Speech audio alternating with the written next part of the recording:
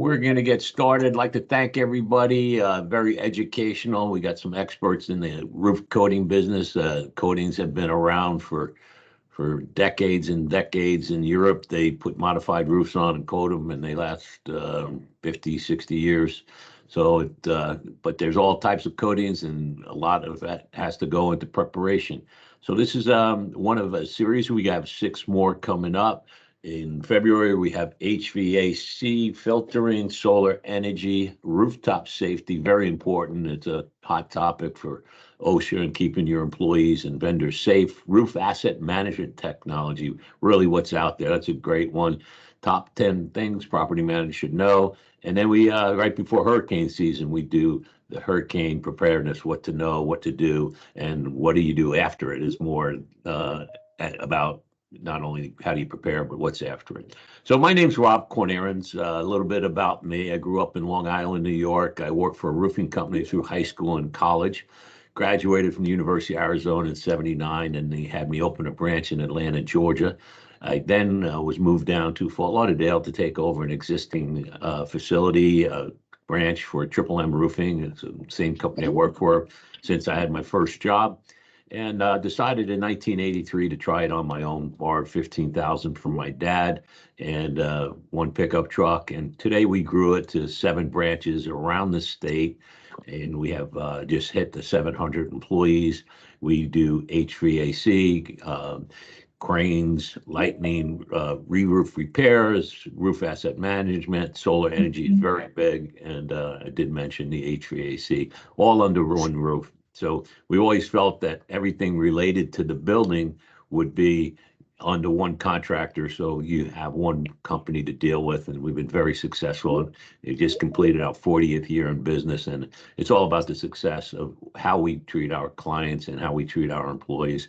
Our office locations are Fort Lauderdale. It's our headquarters here. That's where we started. I started in 1983 in Jupiter, Sanford, Tampa, Jacksonville, Fort Myers, Miami-Dade. The Tampa and Sanford are the large re-roof and do everything. The other branches are small scope work and service branches because we have many national and state contractors.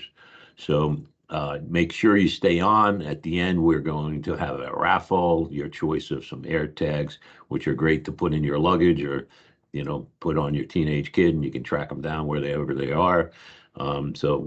With that said, I do run my business with my twin boys. Kevin is on, and Michael. They're 40. They're taking us to the next level, as well as Clint as a partner. But I'm going to introduce Clint right now, and he's going to give you a little bit about his background. He came to us almost 20 years ago as a roofing project management out of a family business in Ohio, and it really has taken us to the next level on all aspects of roofing. Go ahead, Clint. Thank you, Rob. Good morning, everybody. It's a pleasure to be here with you. Like Rob said, I've grew up and born and raised in the roofing business, and found my way down here to my advanced family just about 20 years ago. I do run the solar division, like Rob mentioned, but also still heavily involved in the roofing division, and I'm a state licensed roofing contractor, general contractor, and solar contractor, and look forward to talking to you a little bit about the types of coatings that are out there in the market right now and their applications and best use cases. So next slide, please. I guess a small brief recap before we get started on kind of what we're looking to achieve today. Give you some budgeting tools when you're considering a coating, what roofs can qualify for roof coatings, available solutions that are out there, the actual types of coatings, application technologies, and then tips and tricks for putting out a successful roofing coating project. And there's a lot that goes into that, because one thing we'll learn along the way is not all roofs are good candidates for coatings, and the devil's always in the details when you're putting it down these systems. So a little background on coatings. What can they do?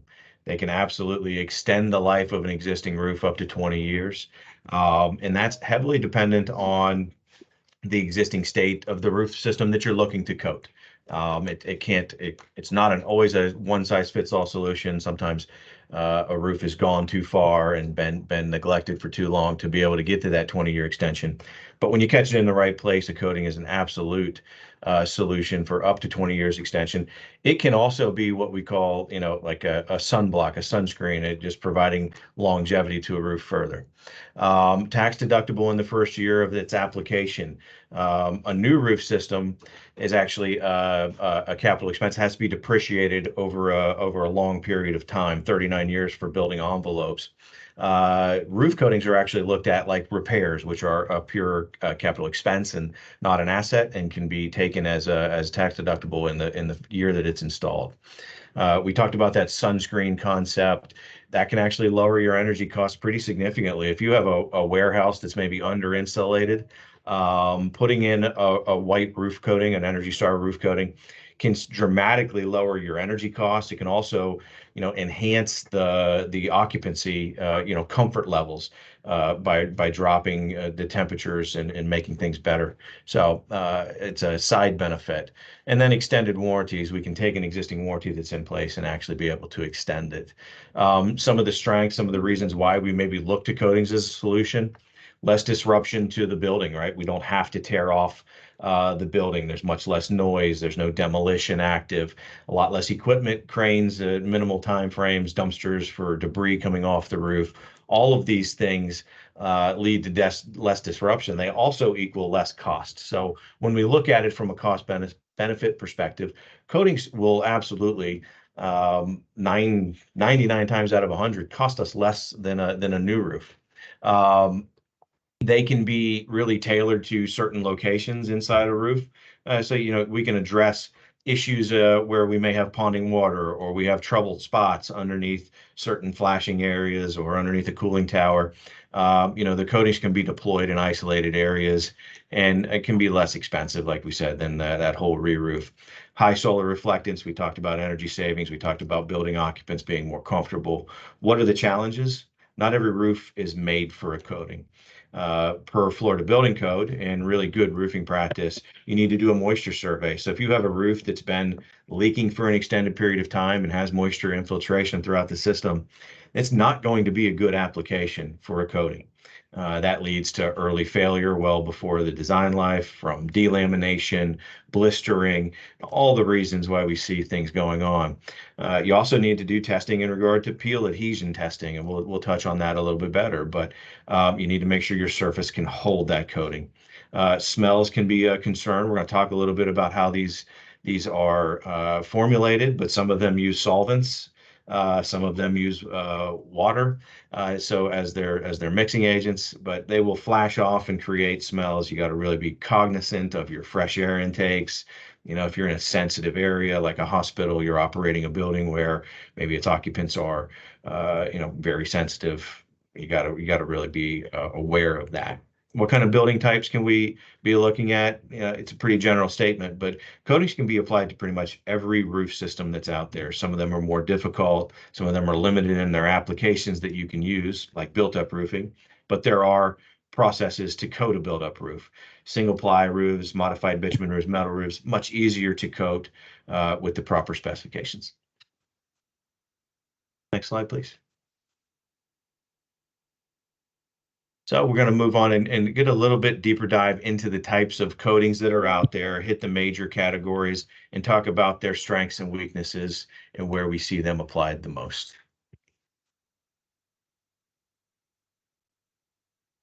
The four major categories that we look at when we're analyzing a coating and trying to make the right choice for a coating application are reflectivity. We talked about that. And if you look here, reflectivity is probably the one category where all of the major coating types, acrylics, silicones, polyurethanes, and PMMAs, have similar characteristics. You can see all of them perform pretty well and can actually all be Energy Star rated, meaning that they have met the minimum characteristics and requirements for reflectivity over their initial installation and over time to maintain that energy efficiency. Tensile strength is the ability of the coating to flex and move with natural movements that come from expansion and contraction. It could come from building movements with heating and expanding. You get thermal shock a hot day here in Florida could heat a roof to 150 degrees or higher. And then a nice cool rain comes in and cools it down almost instantaneously to 70 degrees, 80 degrees. We call that thermal shock. And a coating has to have good tensile strength to be able to withstand that and not crack and split. And you start to see some differences in tensile strength. We look at acrylics, very low on the spectrum. They don't do well under extreme movement. Silicones, polyurethanes, and PMMAs do better. And typically, some of these would also be reinforced with a fiberglass to give it even a higher level of tensile strength. We talk about performance under ponding water. And again, you start to see some separation between acrylic and the rest of the pack, which I would call higher performance roof coatings. And then we talk about investment. That's the initial cost to install, and it is very much an investment. It's not just an expense. You get something for what you're buying.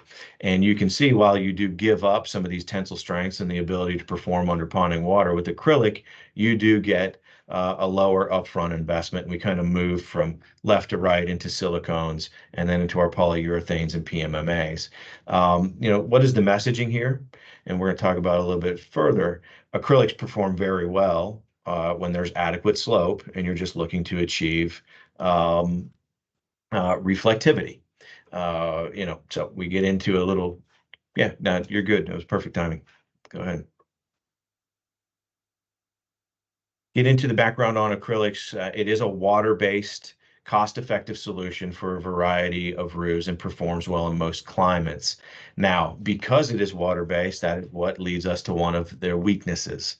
It actually will dissolve underneath ponding water, even after it has flashed off and cured.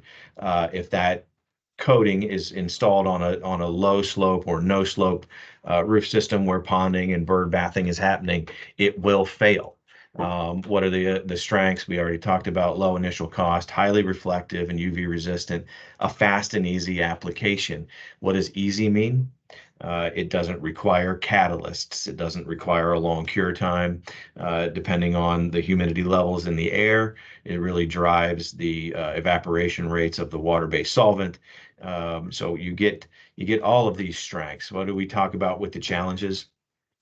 The same concept of being water-based and dissolving underwater over a period of time is actually how it weathers as well. So we will install coatings to various thicknesses based on the specifications, and it actually loses its thickness over time with just natural rain and water. Now that's exaggerated by ponding water, but we start to lose thicknesses over time because it is water-based and it does dissolve.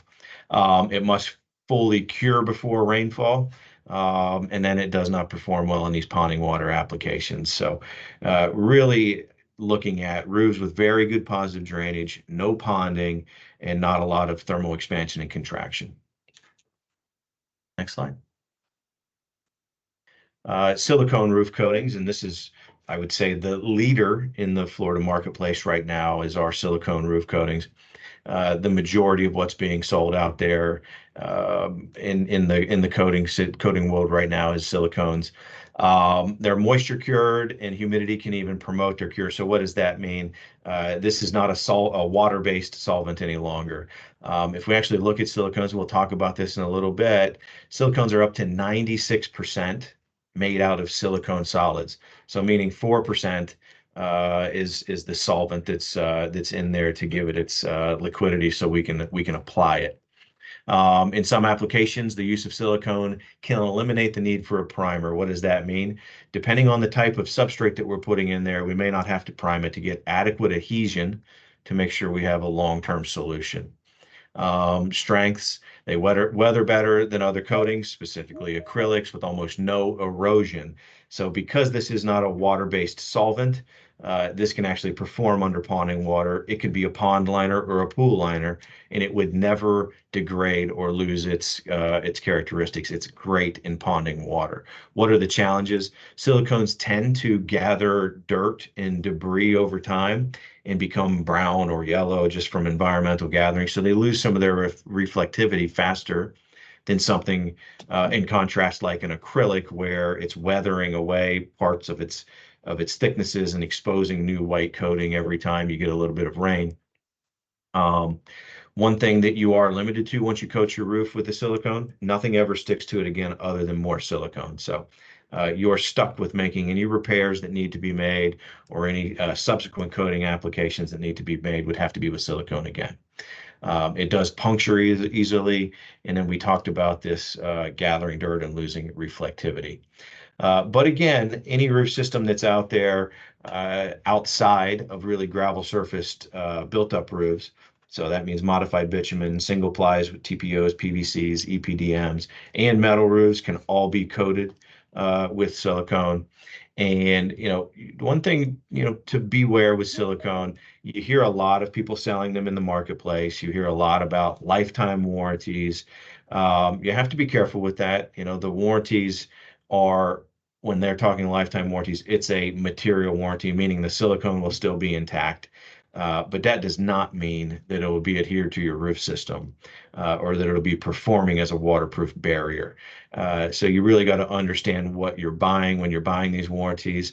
Can it perform forever? And yes, but we have to go through those steps of getting a qualified roof, getting it applied properly to the proper substrate.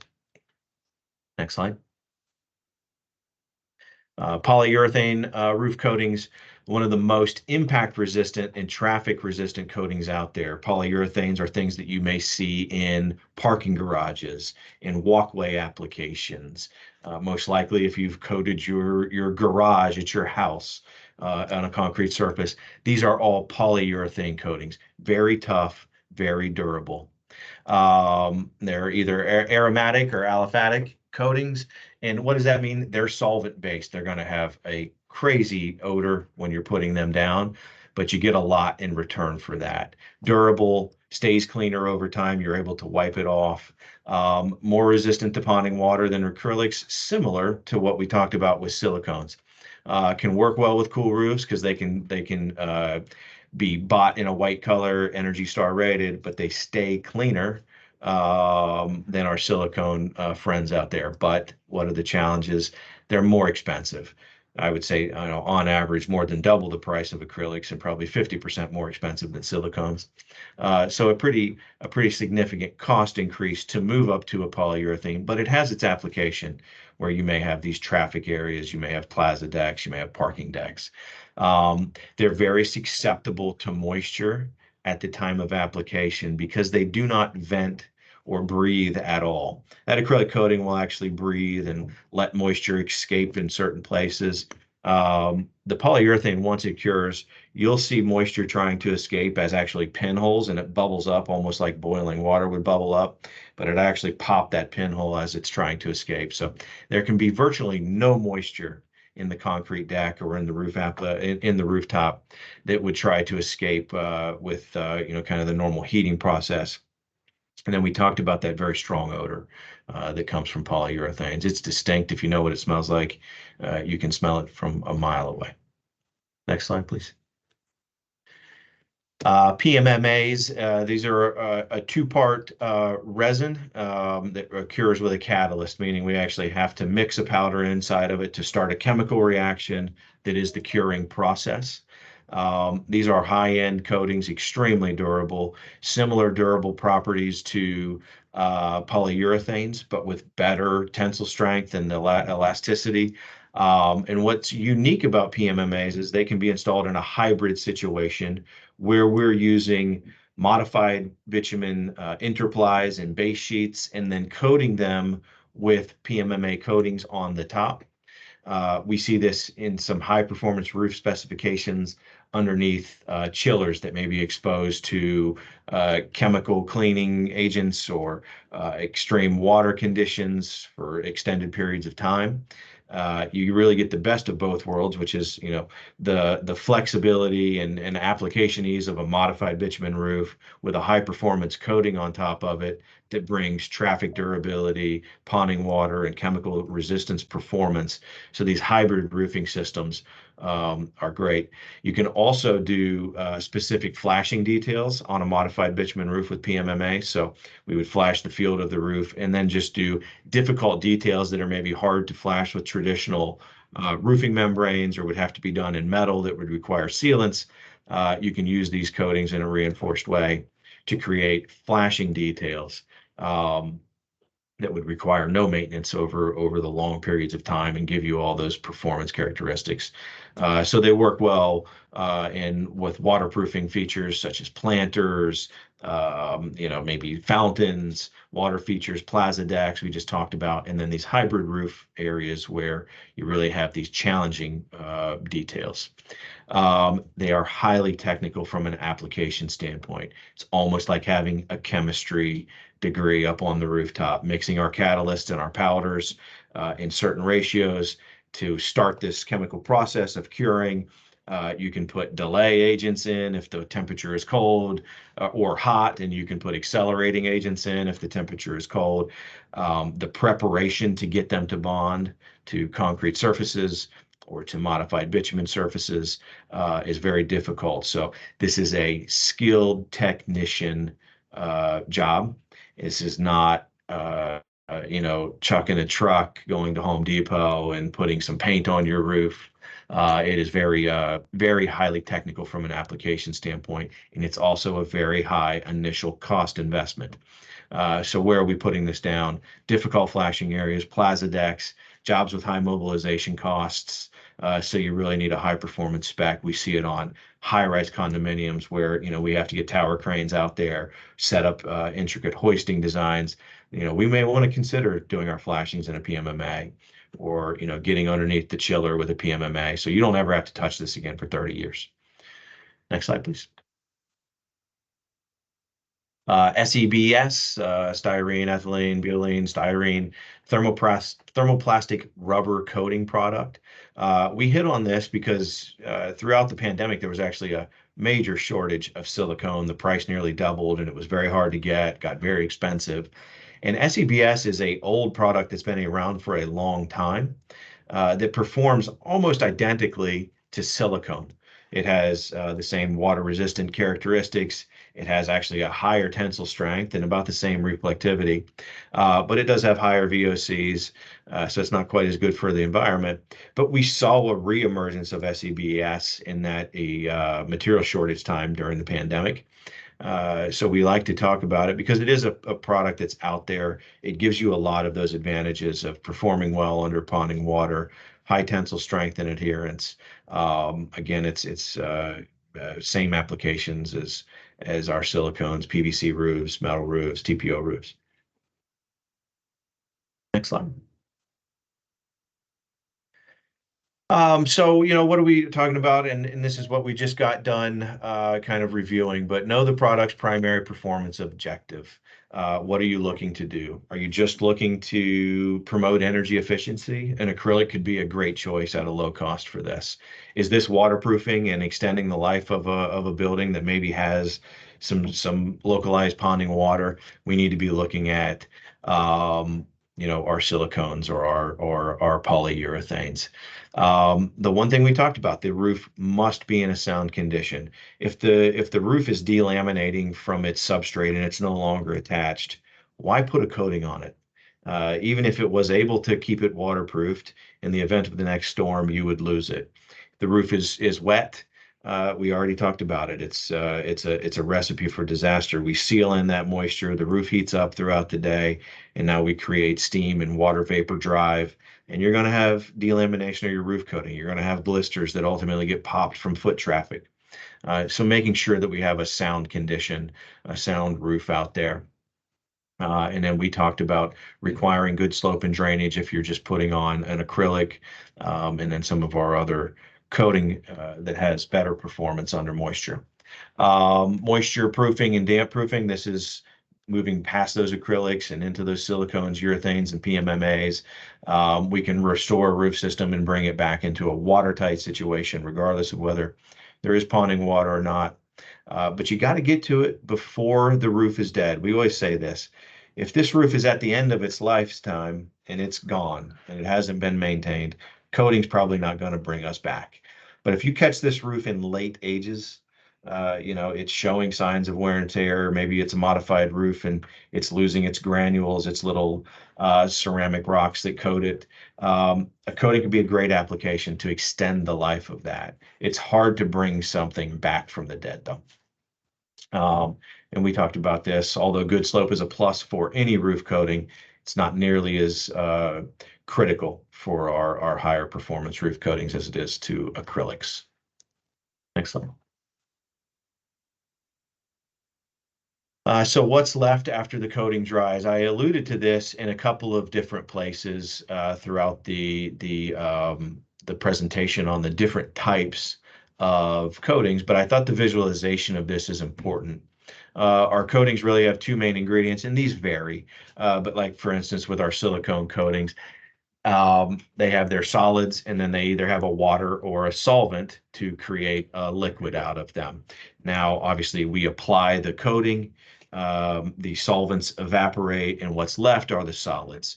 Now, commercial grade silicone that professional installers like ourselves buy are 96% solids. So literally, out of 5 gallons that goes down, 4.9 gallons of that is left on the roof, meaning those solids stay behind.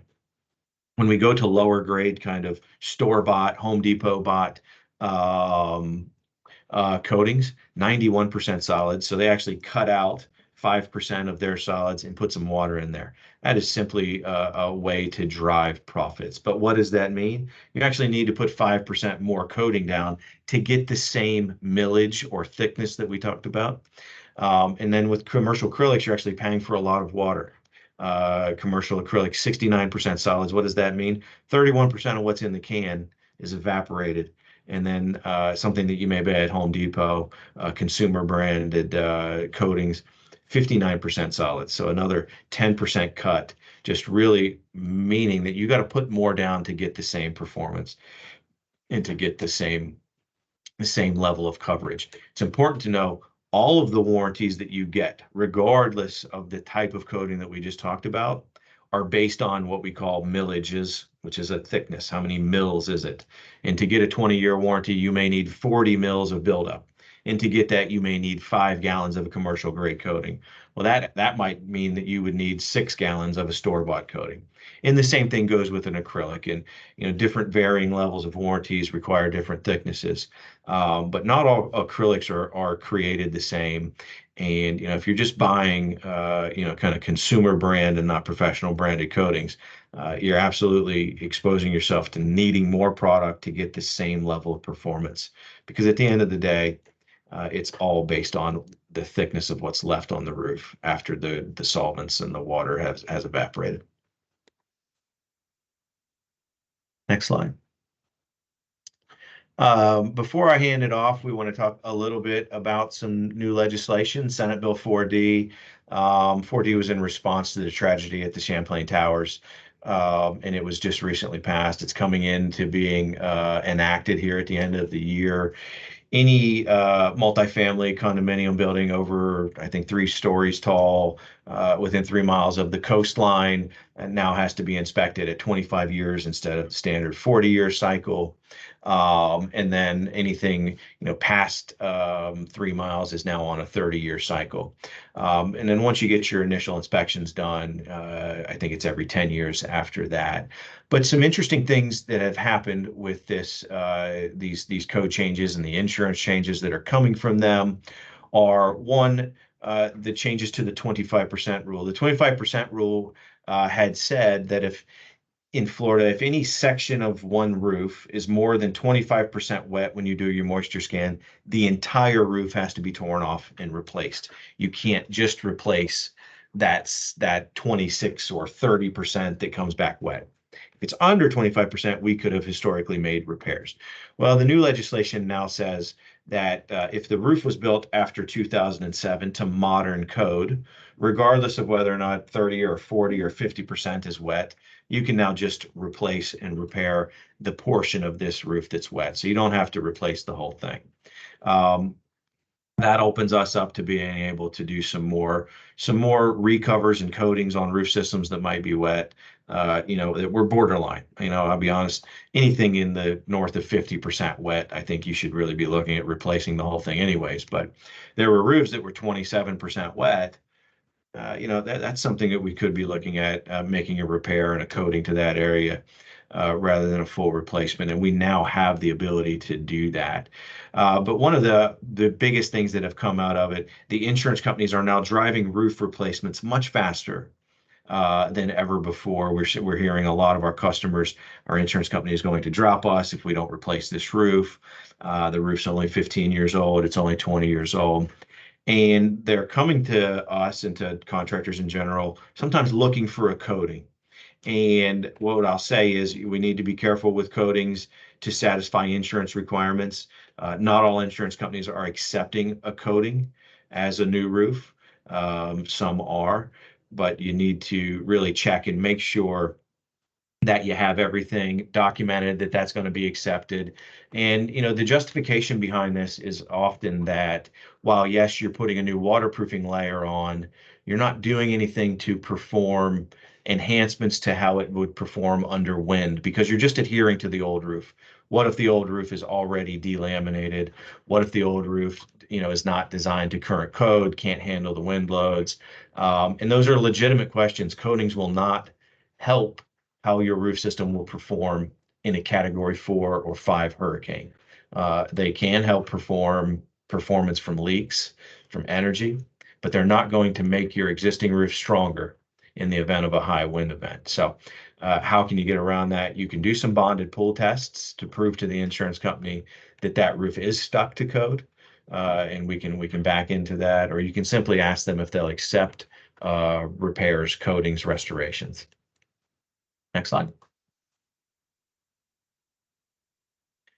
With that, I am going to hand it off to the Zen master down there in the hot pool, Jason Caruth. Jason's like me, born and raised in a roofing family. He's been with us, I think, almost as long as I have, and started running our service offices and now runs our Orlando branch. And he's a wealth of knowledge. So, Jason. Thanks, Clint. I've been trying to get that picture out of this slide for 2 years now, and it just won't go away. So I'm going to continue and talk to you guys a little bit about what to look for when you are getting proposals from people to do coatings. How do I know what they're supplying me is exactly going to work on my roof system? I'm going to talk a little bit about surface preparation. I'm going to talk a little bit about coating applications, what needs to be done. Clint mentioned a lot about the technical aspects of each individual type of coating. I'm going to kind of give you how do we put it on and how do you maintain it, and really give you some details of what to look for when you are your roof does qualify for a coating.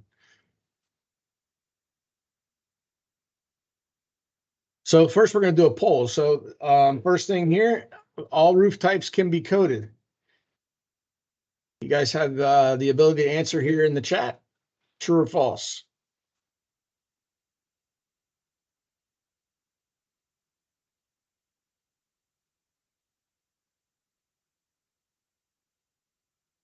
So it's a little bit deceiving. So all roof types cannot be coated.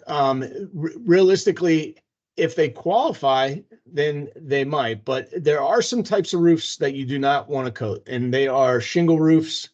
I've seen in the past where painters provide homeowners, residential, multifamily, for coating over shingle roofs. Tile roofs are another one that you do not want to coat. Basically, with a roof coating, what you're doing is you're encapsulating the entire substrate or the surfacing in what we call a monolithic layer. So basically from one end to the other end, it is encapsulated in a coating. That does not allow the roof system to breathe. In regards to shingle roofs and tile roofs, shingles are a surfacing for an underlayment that's underneath there that is 85% your waterproofing barrier. And tile is another surfacing element that is basically where you have multiple layers of underlayment that keeps your water out as well. So coatings are not applicable for every type of roof system. However, a lot of roofs on the commercial side, on low slope roofs and even standing seam metal roofs do apply. So the answer to that question would be false. So what are some of the things that you want to be that make a roof qualify? So some of these here are the bullet points. A lot of people have existing warranties on current roof systems, and they're getting to the end of their life of their roof. And how do I know whether or not the roof can qualify for a coating? We're going to talk a little bit about that. So the age of the roof is one, the slope of the roof, the chemical exposure. That has a lot to do with whether or not it's a manufacturing plant, or if there is a roof that is close to an airport. You have a lot of debris and solvents that come off of airplanes that come down, and as well. Ponding water is one of the issues that will make a coating fail pretty quickly. And then the moisture in the roof system, and we're going to talk a little bit about that as well. So which roofs can be coated? So in a grand scheme of things, you have three different types of roofs. There also are single ply roofs, which are TPOs, PVCs, EPDMs. A lot of people are known as rubber roofing or white roll roofing, some people call it. Each individual type of single ply has a different type of coating application based off of the warranty period as well. Metal roofs are probably a very good candidate for acrylic coatings. And Clint mentioned earlier that acrylics really don't perform great under ponding water. Most metal roofs are sloped, so they don't have the ability to hold water. So acrylic coatings are really utilized a lot on sloped roofs where you have a positive pitch. And then you have modified roof systems, which are modified bitumens. Those are multi-layer asphaltic, which have white granulated surfaces on them. And you also have some coatings, manufacturers allow coatings on what you call BUR, built-up gravel roofs, where you can put down a heavy portion of coatings at sometimes 5 and 6 gallons per 100 square feet in order to suffice their warranty terms. So I'm going to go through each of these, and I'm going to give you a little bit of what to look for when you have that type of roof system and what kind of prep needs to be done. So on metal roofs, basically the first portion of every one of these roof types is to get the surface clean. And how do we do that? We do it with power washing the roof system, typically anywhere between 2,000 PSI and 2,500 PSI. You're not trying to blast everything off of it. All you're trying to do is just get the residual dirt and debris off of the roof and get it to some type of clean substrate, get all the loose granules off on a modified system, and any dirt that's saturated into metal roofs. Metal roof preparation also includes looking at all the seams, all the fasteners. A lot of metal roof systems have exposed fasteners. There are requirements from manufacturers as far as using what they call a butter grade or a thicker product that is in their line in order to encapsulate all the exposed fasteners. What that is doing is a lot of times you want to replace loose fasteners that are backed out, take out the fasteners and put new ones in. So the preparation on a metal roof is to power wash it, re-look at all the fasteners, install the whatever their product is, which is a mastic, if you will, a thicker grade product. A lot of times it's applied with a brush or a trowel over these, or sometimes it comes in a silicone or in a sausage tube or in a caulking gun, if you will.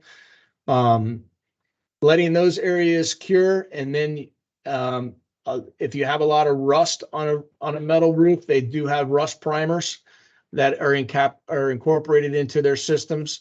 If you have an old coating, say some type of old acrylic coating, they might require you to do a primer over an old coating before you put down whatever product you're gonna utilize, whether it's the acrylic, the silicone, the polyurethane, on a metal roof. Modifieds are a little bit different. You're going to do a moisture survey on a modified roof to verify where the moisture is in the roof system. That could be done quite a few ways. There are some infrareds. There are Tramex tools, which are nuclear. And basically, the protocol for this is to grid the roof system off into 10 by 10 increments. And they have TAS, testing application standards, which are approved by the state. This one here particularly is number 126.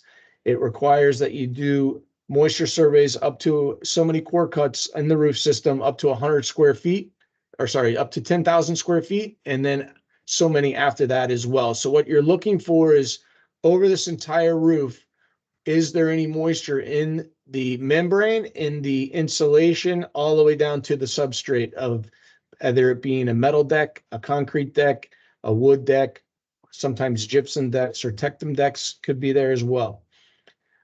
When you do find that, typically there's a report that comes out, or we highlight it, or we spray paint it, or sometimes people circle things up on the roof of the areas that came back wet.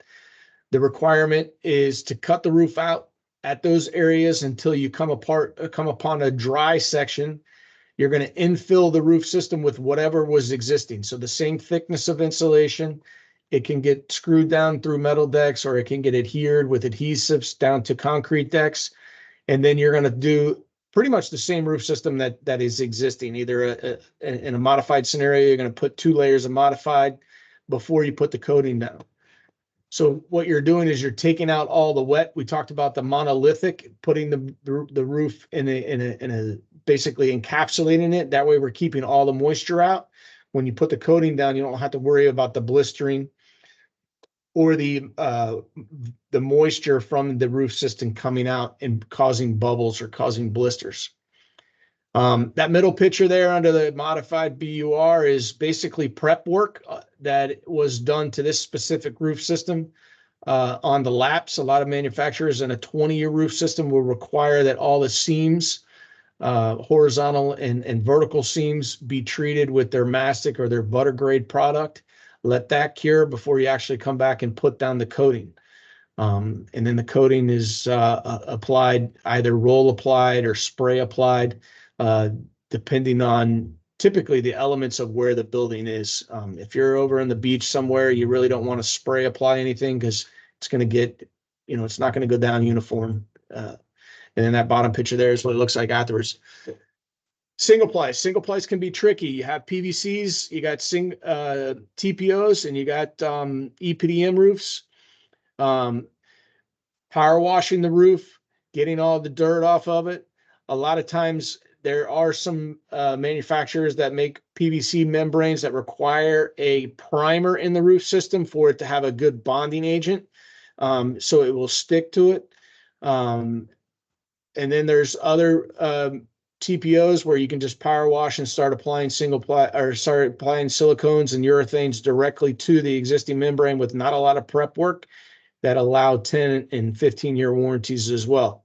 Really the most appeasing out of metal roofs as well. Once you get done with the roof system, it looks like almost like an ice skating rink a little bit. It's kind of glossy, doesn't last long. As soon as it rains, or as soon as you get some type of weather going in there, it will pick up a little bit of dirt and debris. But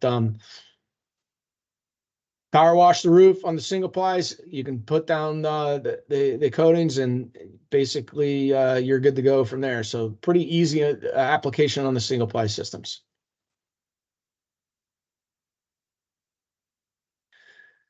So here is a little comparison slide in regards to the difference between the different types of coatings and the cost. Up at the top, the acrylics, this is from acrylic coatings are pretty much on the lower end, in the $5 range of this spectrum.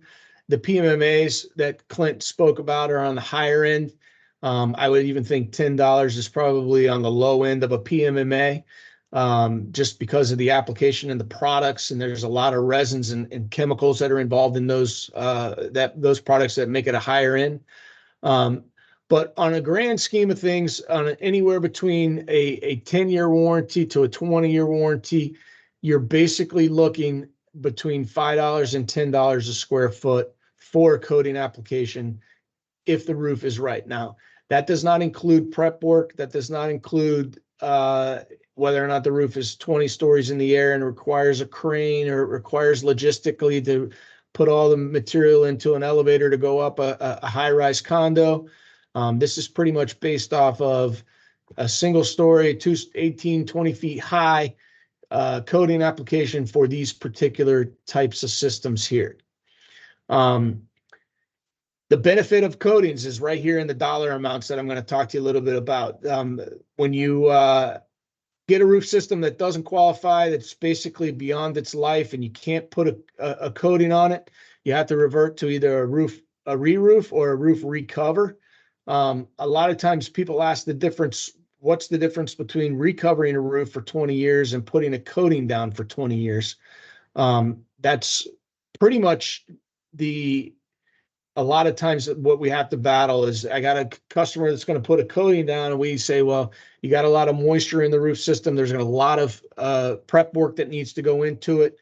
That's when a roof recover would benefit the customer in regards to a coating. When you have a lot of prep work that requires the old roof system to be replaced or repaired prior to putting the coating down, then your recover will come in a lot quicker because the prep work goes a lot faster. So on a re-roof or a recoat, recover, you got it anywhere between $12 and $25 a square foot. The duration of the project takes a lot longer. The impact to the customer or the people inside is a lot more intense. We talk about the typical time of investment. By the time you're doing the job, you're making the roof system a watertight condition on a re-roof on a nightly basis, which is much slower than actually just getting up there and doing the prep work for a coating. You're exposing the building to the elements on a re-roof and a recover as well. So if the roof qualifies, you guys can see the financial benefits there for roof coating. And typically, sometimes you get about the same amount of warranty period. So it always benefits the customer to see if their roof qualifies for coating prior. Clint mentioned insurance. That's something that coatings really, are a case-by-case system of presenting that to your insurance companies to see whether or not it requires. Insurances are really probably focused a lot more on uplift pressures and making sure the roof doesn't blow off, and a coating doesn't suffice those issues. So next slide. Commercial rebates. There are a lot of rebate programs out there for applying coatings through different municipalities. Two of them here that are still active in the state. I don't know if you guys remember, probably in the early 2010s, you had FPL was giving out rebate programs, but there are two active. Jacksonville Electric Authority right now has a 10-cent per square foot rebate up to $5,000 max. And then this is OUC, this is Orlando Utility Commissions. They have a 12-cent per square foot rebate as well. And there is some paperwork that requires, and it's over, I want to clarify that, it's over air-conditioned space on the OUC one. The JEA can be any of it, but air-conditioned space for OUC is the 12 cents per square foot. So if you manage or if you own a 20,000 square foot warehouse and 5,000 square feet of it is office space and the back of it is warehouse space, it would only qualify for the 5,000 square feet of insulated air-conditioned space. So there are some websites that we can share with you that are you can go to see if there's any other additional rebates. But Cool Roof Council, which is crrc.org, that's basically the association that all roofing manufacturers that apply coatings are associated with. If you'll see a lot of on the labels of coatings, they say CRRC certified, which means their product has been certified by their national association. So next. So we talked a little bit about surface preparation. This is going back to the installation. When you're reviewing proposals and you're looking at whether or not they're presenting and whether or not it's a benefit to provide a coating, you want to look at the specifics of what they're doing to the roof system. The number one is the surface preparation. There are protocols and actually test methods to, before you ever put down the roof system, to go there. There are test methods as far as applying the coating the way it should be in the field, or the way it's going to be on test strips. And then they have pounds per square inch test that you can verify whether or not the system will be adhered to the old substrate, whether it's the single ply, the metal, or the modified roof systems. So recommending that an adhesion test be performed to the old roof system. We do it basically the same way in a 1 foot by 1 foot square, and we apply the coating in that 1 foot by 1 foot area with a polyester fabric that gets put into it, and then we do a pull test. And what you're looking for at that is you're looking for 2 pounds per inch. So you want to be able to, not to get too technical, but you want to be able to pull the roof system at 2 pounds when the polyester fleece is pulled back 1 inch. At that point, it qualifies, and you know that the surface prep is done correctly, and that the roof will accept the coating. Going back to the cleaning, power washing the roof using a light solvent. A lot of times, EPDM roofs have specific cleaners that the manufacturers make. EPDM not only has residual dust and debris, but it has basically, how would you say, like dust and more of the chemicals in the membrane that have to be cleaned away, flashed off before you apply coatings. Primers and sealers, those are really important when you have roof systems that have been coated prior.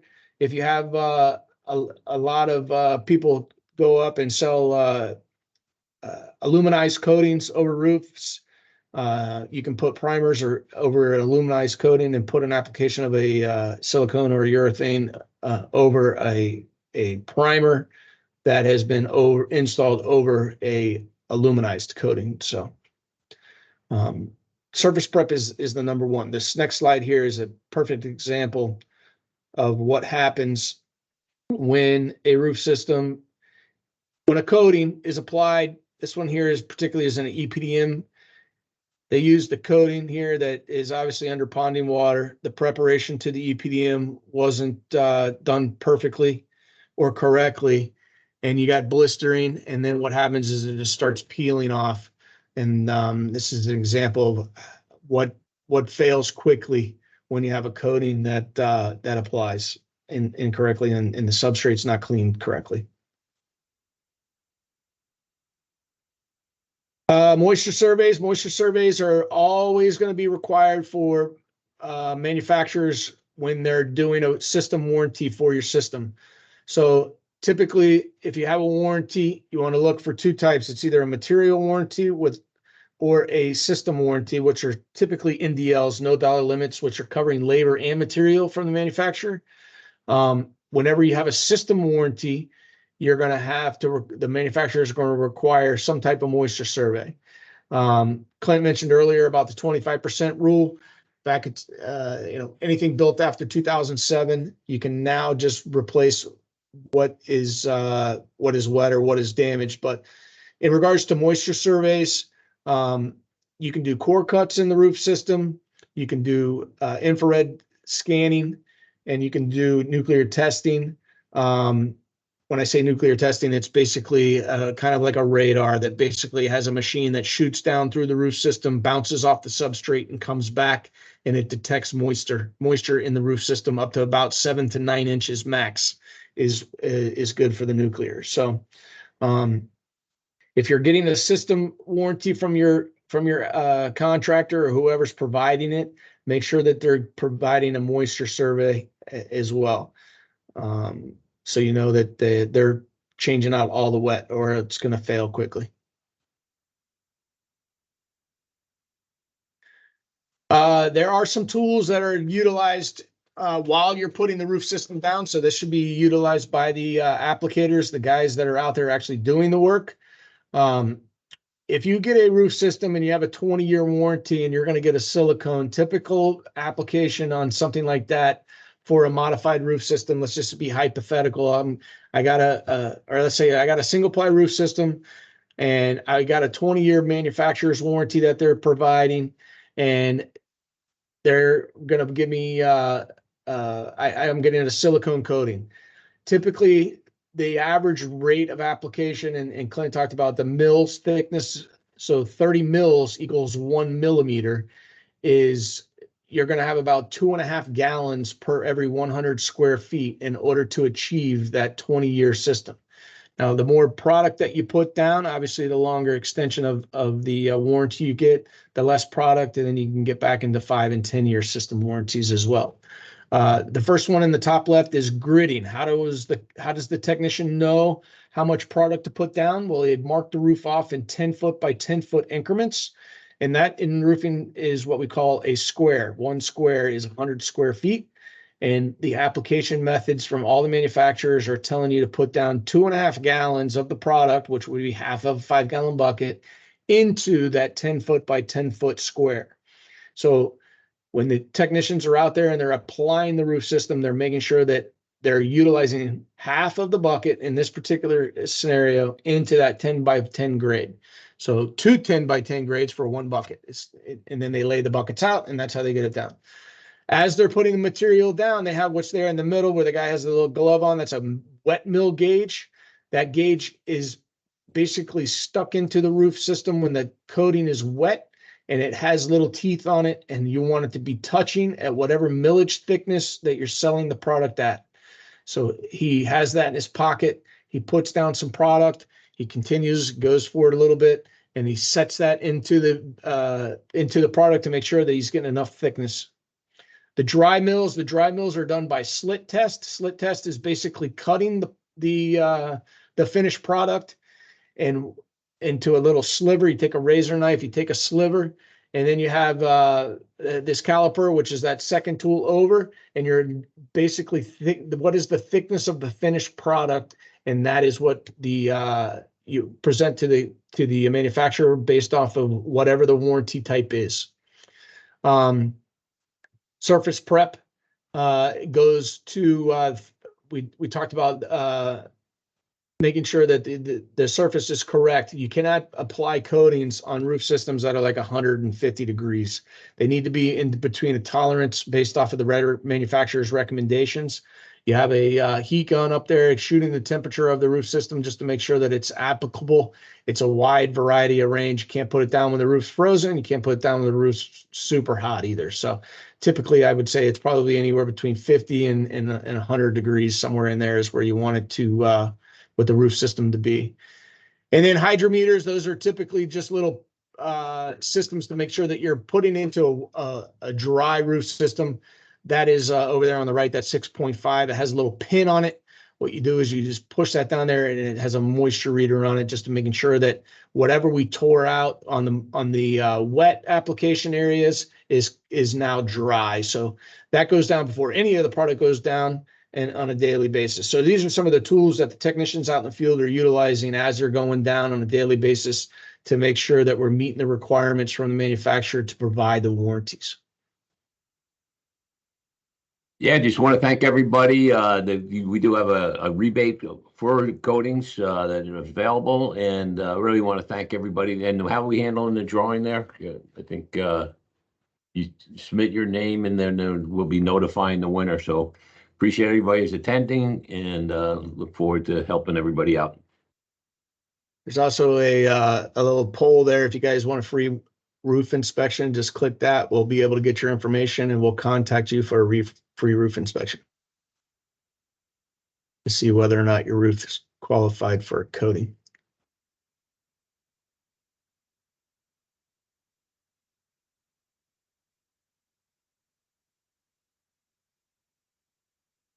A lot of good feedback from everybody. Thank you. Appreciate it.